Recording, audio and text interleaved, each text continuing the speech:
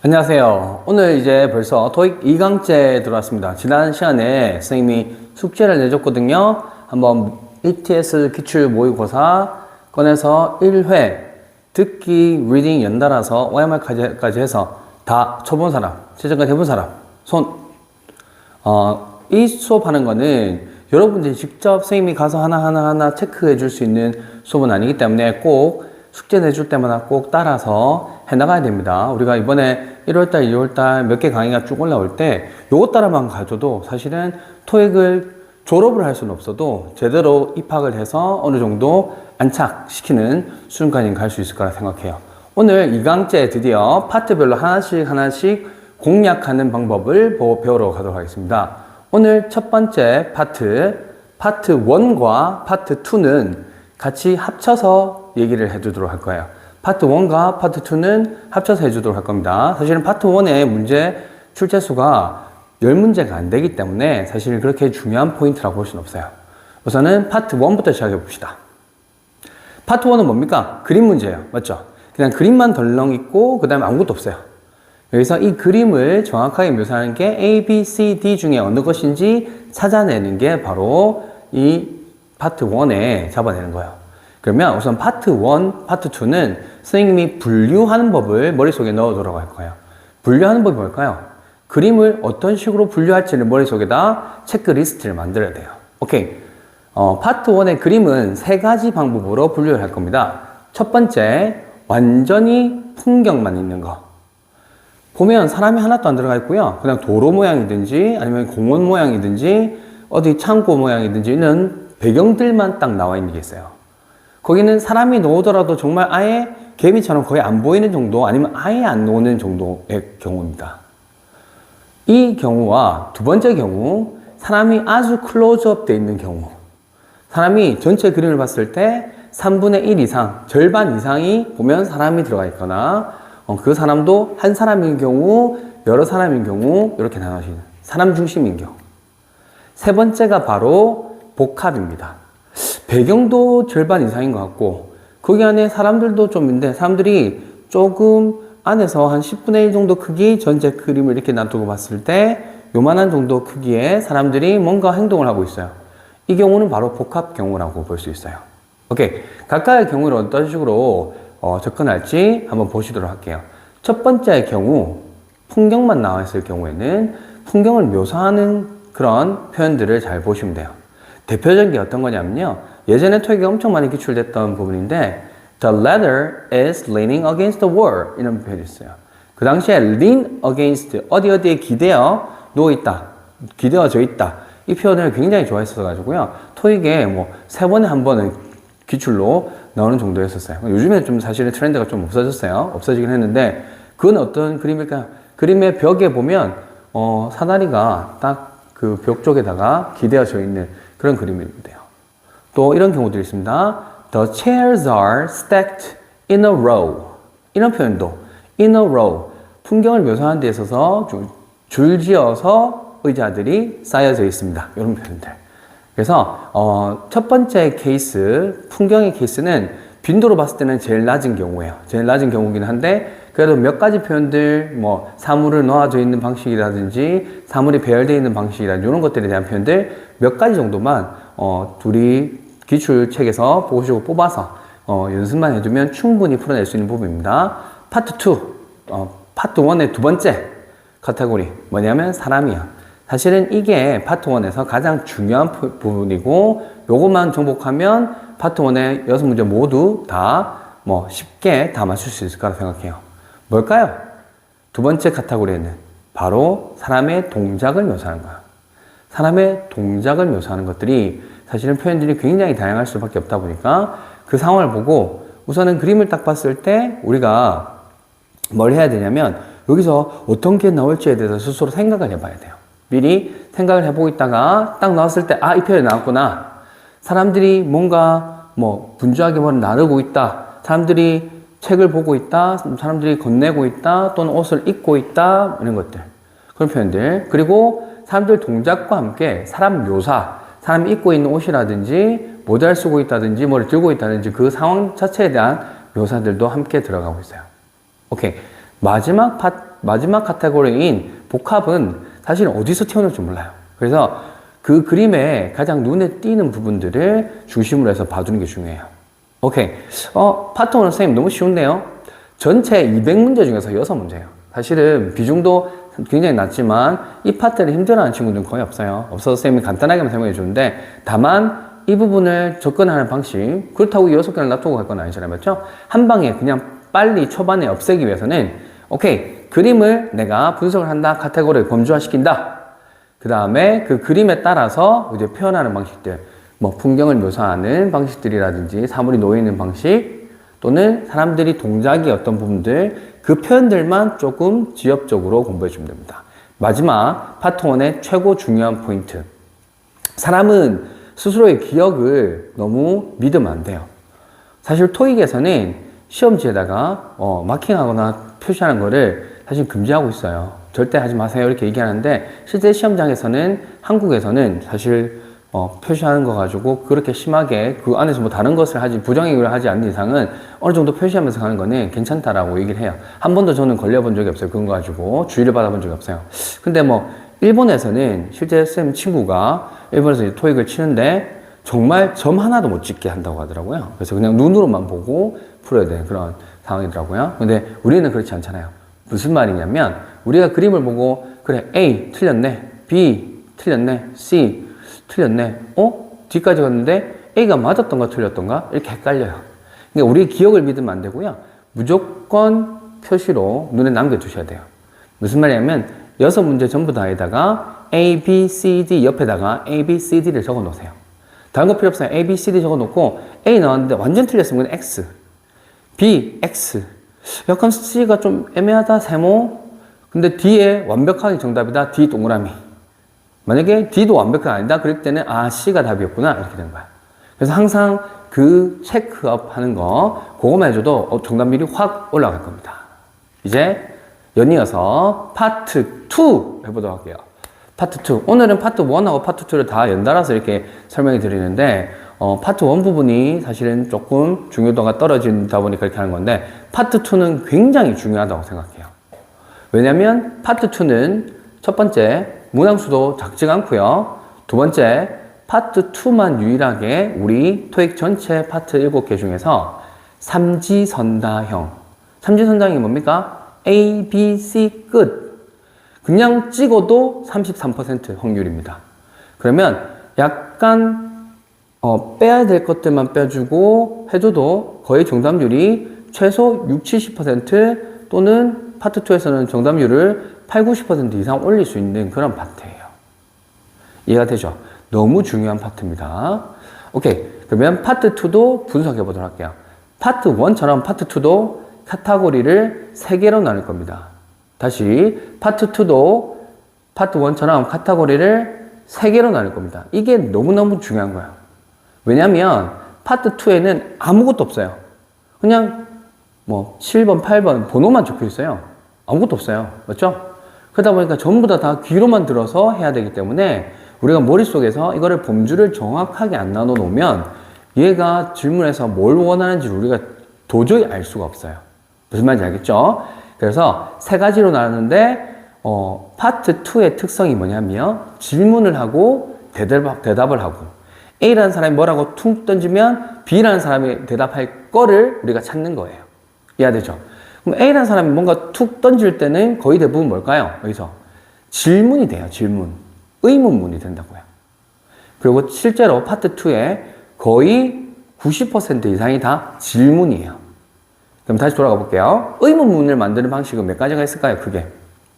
다양하게 여러 가지 있을 수가 있어요. 뭐, 부가 의문문도 있고 여러 가지 있겠지만 아주 크게 놔둬놓고 보면 2가지로 본다면 의문사가 있는 의문문, 의문사가 없는 의문문. 의문사가 있는 의문문은 뭐죠? when, where, what 또는 who 이런 것들 계열. 의문사가 없는 경우는 is he free on Sunday? 뭐 이런 것들. 맞죠? 의문사가 없죠? 정반 의문이라고도 합니다. 맞죠? 이 부분들. 그러면 크게 범주를 3가지로 나눈다고 했는데 첫 번째 범주는 바로 의문사가 있는 의문문, 두 번째 범주는 의문사가 없는 의문문이 됩니다. 마지막은 뭘까요? 마지막은 의문문 자체가 아니거나 부가 의문문이거나 이런 형태들이 질문이 되는 건 다 카테고리. 그럼 카테고리 1, 2, 3를 순차적으로 한번 해결해 볼까요? 우선 첫 번째, 의문사가 있는 의문문. 우리가 의문사가 있는 의문문에서 When did you get up? 했을 때 정말 무식한 질문 하나 할게요. When did you get up? Today. 물어봤어요. Yes, I woke up early in the morning. 뭔가 이상하죠? 뭐가 이상해요? 의문사가 있는 의문문에서는 yes, no 대답을 절대 할 수 없어요. 선생님 그걸 누가 몰라요? 그런데 정말 파트 2에서 많은 문제에서 의문사가 있는데 yes, no 답지가 꼭 나온다는 거예요. 최소 4-5개 이상은 나온 거예요. 그러면 thank you 하면서 그냥 없애버리면 돼요. 무슨 말이냐면 아까 말했던 것처럼 question number 13. When did you get up this morning? A. Yes, I woke up early in the morning. B. I woke up at 5. C. I went there. 너무 쉽죠? 근데 토익이란 게 우리말로 번역해 놓으면 정말 장난스러운 것들이 많아요. 특히 리스닝 파트에서는 쌤이 생각하는 장난 같아요. 왜냐면 영어를 처음 접하는 사람들 중에서 심지어 그런 동음 이의어를 헷갈려하는 경우들이 많기 때문에 그런 포인트들을 찾다 보면 정말 이상한 말들이 있어요. 복사 한번 해주세요 그러는데 너 커피 마실래? 이렇게 하는 경우예요. 왜? 커피 머신과 커피가 사운드가 비슷하다는 이유예요.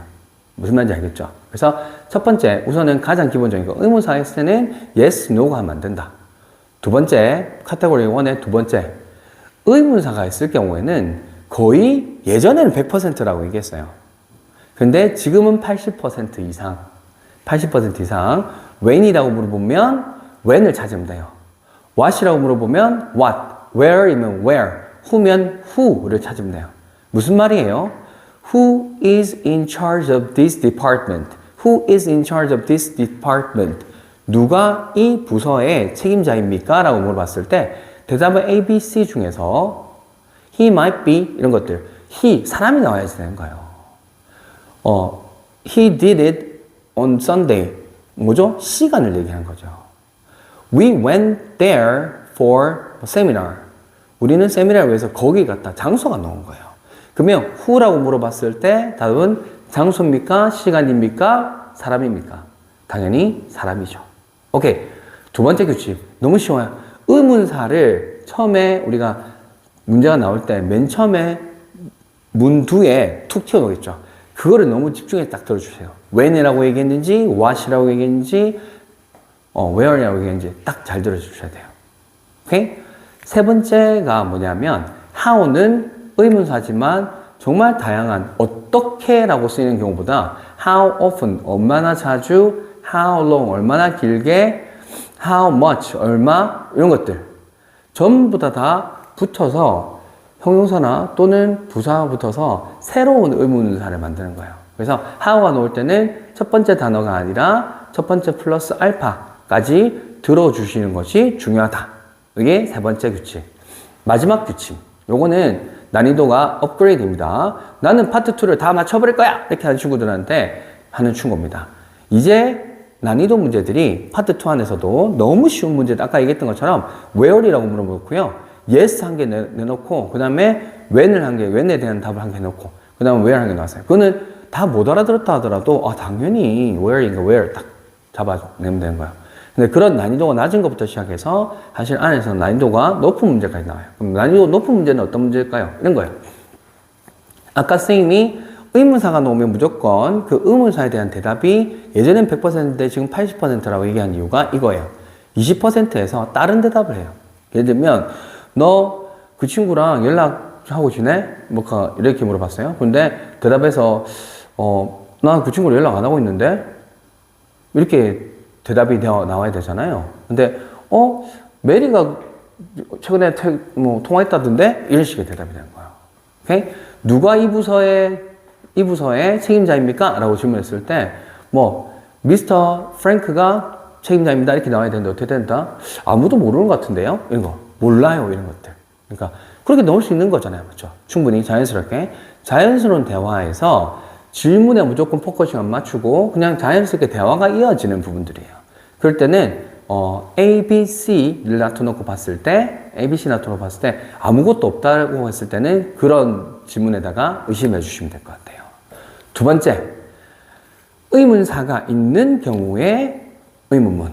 이 경우에는 오케이, 당연히 is there anything 이렇게 나왔을 때는 기본적인 대답은 yes, no로 시작하는 거예요. 맞죠? 근데 무조건 yes, no를 할 필요는 없어요. 근데 아까 의문사가 있을 때와 정반대. 첫 번째, yes, no가 있으면 보통은 더 좋은 답이다 라고 생각하시면 돼요. 두 번째 규칙, 너무 쉬운 규칙인데요. 그러니까 처음에 시작할 때 의문사가 시작하는데 의문문이 시작되는데 의문사가 없고 딱 문장이 시작돼요. 그럼 이 문장에 뭘 봐야 될까요? 바로 주어 동사를 봐야 돼요. 무슨 말인지 알겠죠? 두 번째 규칙, 주어 동사가 똑같이 쓰였는가 안 쓰였는가 그 포인트를 찾으면 돼요. 그게 다예요. 오케이? 지금 우리 파트 2에서 카테고리 1, 카테고리 2 의문사가 있는 거 없는 거 구분을 했고 이제 나머지 전체 파트 2 중에서 20-30%를 차지하고 있는 의문사가 있거나 없거나 아니면 그런 부분들이 아닌 의문문들의 경우에는 사실은 난이도 올라가기 때문에 그 각각에 맞춰가지고 해줘야 돼서 오늘에서는 다루지 않을 거예요. 그러면 파트 2에서 가장 중요한 거 다시 한 번만 정리할게요. 첫 번째, 얘들은 다 의문문이기 때문에 맨 처음에 의문문 시작할 때 맨 처음에 뭐로 시작하는지 그리고 주어가 뭔지 동사가 뭔지 그것만 맞춰주시면 된다는 거예요. 두 번째, 파트 2도 마찬가지예요. 파트 1처럼 파트 1에는 그림이라도 있죠. 파트 2에는 아무것도 여러분들이 상기를 시킬 수 있는 그런 녀석들이 없어요. 그러다 보니까 무조건 그 문제 밑에다가 ABC, ABC, ABC 적어놔야 돼요. ABC 적어놓은 거에 맞춰서 만약에 A가 틀렸다 X, B가 틀렸다 X, C네. A가 잘 모르겠는데 B 아니네, C 아니네, A네. 이렇게 되는 거예요. 무조건 체크리스트를 만드셔야 됩니다. 여기까지. 그러면 오늘 숙제, 이제부터 파트 1, 2를 이번 주에는 열심히 훈련을 해볼 건데요. 선생님 파트 1, 2에서 가장 중요하게 생각하는 부분이 뭐냐면 바로 자기가 입으로 말하는 겁니다. 예? 선생님 왜 듣기 시험을 치는데 왜 입으로 말해요? 파트 2는 특히 그래요. 만약에 귀가 안 뚫려 있는 친구들은 아무런 지문도 없고 아무것도 없다 보니까 막막해요. 그리고 속도도 아무것도 없는 상태에서 훅 나와버리니까 못 따라가겠다는 경우들이 되게 많아요. 여러분, 귀를 뚫리기 위해서 많이 들으면 도움이 될까요? 물론 도움이 됩니다. 근데 귀를 계속 들어도 한번 말하는 것보다 귀를 뚫리는데 더 도움이 되는 게 없어요. 예를 들면 내가 만약에 이 문장을 엄청 유창하게 정말 받아들이게 할 수 있으면 선생님이 다 놓고 얘기하는데 그 비슷한 문장 또는 완벽한 똑같은 문장이 CNN에서 엄청 빠른 속도로 뉴스로 지나가도 진짜 한 단 한 단 또박또박 다 들리는 그런 마술을 경험하게 될 거예요. 그래서 요는 뭐냐면 파트 2는 시험 치고 나서 파트 1, 2는 시험 치고 나서 첫 번째 내가 표현들 중에서 모르겠는 부분이 뭐가 있는지 체크를 하셔야 됩니다. 당연히. 두 번째 모르는 단어들 이제 좀 암기를 하셔야 됩니다. 세 번째가 뭐냐면 그걸 다시 듣는 게 아니라 그 부분을 파트 2의 스크립트 부분을 보시고 내가 결국에는 여기서 나와 있는 녹음한 것보다 1.5배 속도로 내가 읽을 수 있어야 된다. 말하라고는 안 할게요. 읽을 수 있어야 된다. 이 느낌으로 하는 거야. 물론 한 번 읽고 두 번 읽고 해서는 절대 그렇게 할 수 없어요. 그러면 그 질문만 잘 힘든 부분들은 청킹을 해서 이렇게 분류를 해가지고요. 진짜 청킹해서 우룩 이런 느낌으로 When did you get up in the morning? 이런 느낌으로 1.5배 속도가 될 정도로 10번, 20번을 계속 반복해서 읽어주셔야 됩니다. 엄청 빠르게 내가 이 지문들을 전체가 전부 다 1.5배속 또는 거의 2배속으로 내가 지문보다 더 빠르게 읽을 수 있다는 확신이 들었을 때 보통은 30-40번에서 50번 정도 읽어야 돼요. 근데 파트 2 지문이 그렇게 길지 않아요. 내가 진짜 한번 마음먹고 해보면 금방 할 수 있습니다. 해보시고 나서 내가 그 정도 속도까지 올라갔다 한 상태에서 그냥 시험 치듯이 말고 편안하게 파트 2를 틀어놓고 한번 들어보세요. 정말 이 트레이닝을 하고 나서 들었는데 그 파트 2의 그런 듣기 파일이 너무 천천히 너무 편안하게 한 단어 한 단어 이렇게 안 들려지면 쌤이 AS 해드릴게요. 쌤한테 댓글로 남겨주세요. 쌤이 그 친구는 따로 컨설팅을 해서 무조건 올리게 해주겠습니다. 오케이. 오늘 숙제마다 파트 1, 2를 첫 번째 표현 다 공부하고 단어 외운 다음에 세 번째 파트 내가 1.5배에서 2배 속도 정도로 읽을 수 있게 훈련한다. 여기까지 숙제입니다. 다음 강의에서 만날게요.